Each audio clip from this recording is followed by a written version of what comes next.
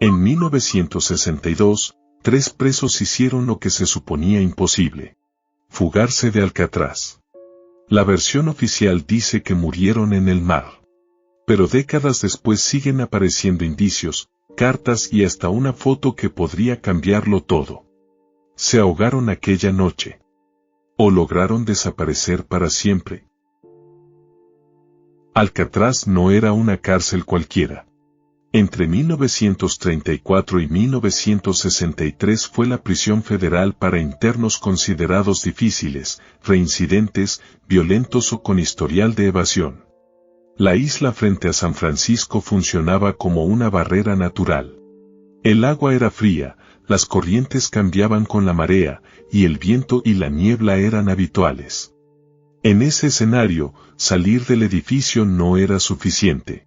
Para escapar de verdad había que abandonar la isla. Los protagonistas fueron Frank Morris y los hermanos John y Clarence Anglin. Morris era el cerebro del grupo, un preso considerado como extremadamente inteligente y con antecedentes de fugas previas en otras prisiones, lo que en Alcatraz lo convertía en un perfil especialmente vigilado.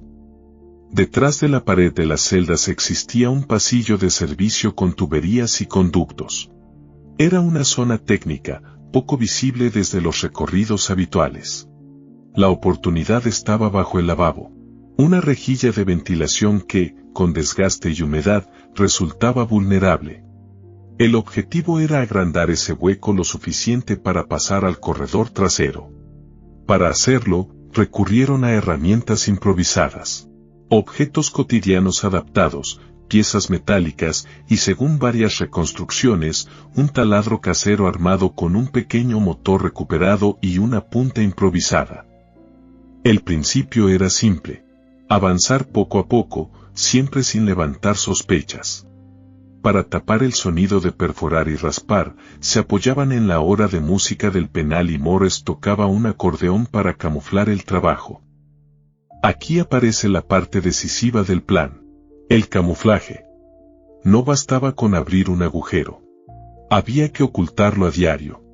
Fabricaron tapas para disimular el trabajo, cartón pintado, rejillas recolocadas y piezas hechas a mano que, desde la distancia y con la luz típica de una ronda, parecían parte de la pared. La vigilancia se apoya en rutinas. Y ellos diseñaron el engaño para una inspección rápida, no para un examen con detalle. Cuando por fin pudieron acceder al corredor trasero, ganaron algo crucial: libertad de movimientos dentro de la estructura, fuera del campo visual del pasillo principal. Allí podían trabajar con menos riesgo, guardar materiales y planificar el siguiente tramo. Ese corredor conectaba con conductos y zonas superiores del edificio. Y eso les abría una ruta real para salir del bloque de celdas. También tuvieron una idea brillante: crear cabezas falsas. En sus camas colocaron señuelos para parecer dormidos durante las rondas nocturnas. Estaban fabricadas con materiales ligeros, pintadas para imitar piel y con pelo real recogido en la barbería. La idea no era engañar a un guardia que se acercara a tocar, sino superar el control habitual. Una mirada rápida que confirmara que había alguien en la cama. Pero el mayor problema seguía siendo el agua. Si querían salir de la isla, necesitaban flotar. Para eso reunieron decenas de impermeables de goma y los unieron para fabricar una balsa inflable y chalecos improvisados. El objetivo era convertir un material impermeable en flotación funcional. También prepararon remos. Algunas reconstrucciones incluyen incluso un método de inflado improvisado con un fuelle, para poder dar forma a la balsa y sellarla. La noche elegida fue la del 11 de junio de 1962. Morris y los Anglin salieron por las aberturas, entraron al corredor de servicio y avanzaron por zonas técnicas. Según la reconstrucción más aceptada, alcanzaron áreas superiores y se movieron por conductos hasta el techo, colándose por un tubo de ventilación para evitar las rutas vigiladas. Una vez en el tejado, Bajaron por la parte trasera del edificio y atravesaron el perímetro hasta la costa noreste, una zona más oscura y con menos rondas. Allí llegaba el momento decisivo. Despegar la balsa, inflarla y meterse en el agua en plena noche. Tenían que cruzar a oscuras la bahía de San Francisco desde Alcatraz hasta tierra firme. Una travesía de alrededor de 2 kilómetros como mínimo, pero que en la práctica podía alargarse porque las corrientes y las mareas podían empujarlos de lado y obligarlos a remar en diagonal. El agua estaba fría incluso en junio y, con ropa mojada, el riesgo de hipotermia era elevado. Además, cualquier desviación los podía acercar a zonas con más oleaje o tráfico de embarcaciones. El riesgo era enorme. La mañana del 12 de junio, un guardia hizo la ronda y trató de despertar a un preso. Al tocar la cabeza sobre la almohada, descubrió que era un objeto. La prisión se activó. Recuentos, cierre de áreas, registros. Cuando comprobaron que no estaban en el edificio, la búsqueda se trasladó al exterior. Patrullas en la bahía, vigilancia aérea y rastreo de posibles puntos de llegada en la costa. Con el paso del tiempo, la investigación oficial se inclinó hacia lo más probable. En 1979, el FBI cerró su expediente concluyendo que, probablemente, Morris y los Anglin murieron ahogados. La conclusión se basaba en la dificultad real de la travesía, el riesgo de hipotermia y la ausencia de señales verificables de vida posterior. Pero nunca se pudo probar.